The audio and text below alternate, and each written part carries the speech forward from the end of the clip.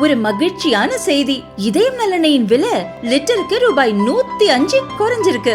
September 2023ல 1 litre இதயம் நலனையின் அதிகபட்ச விலை ரூபாய் 503. ஆனா இப்ப 1 லிட்டர் இதயம் நலனையின் விலை ரூபாய் 398 மட்டும்தான் தமிழ்நாட்டுல. அப்ப இனிமே எல்லாரும் இதயம் நலனை வாங்கலாம் இல்ல?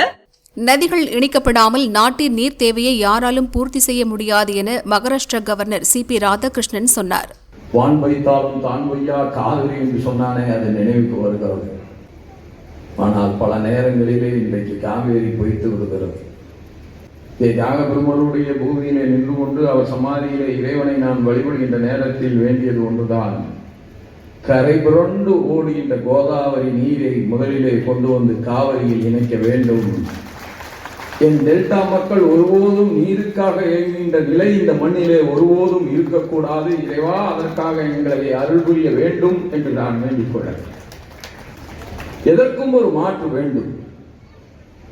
இன்றைக்கும் கோதாவரியில் வெள்ளப்பெருக்கு என்பது ஆண்டுதோறும் நடைபெறுகிறது.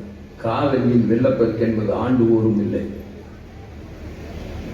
ஆகவே இந்த தேசத்தினுடைய நதிகள் இணைக்கப்படாமல் இந்த தேசத்தினுடைய நீர் தேவைகளை யாராலும் பூர்த்தி செய்ய முடியாது என்று நம்புகின்றவர்களில் நானும் ஒருவர். அத்தகைய ஒரு நல்ல வாய்ப்பு ஒரு நாள் இந்த மண்ணிலே உருவாக்கும். அது நரேந்திர மோடியால் நடைபெறும் என்றே நான் நம்புகிறேன்.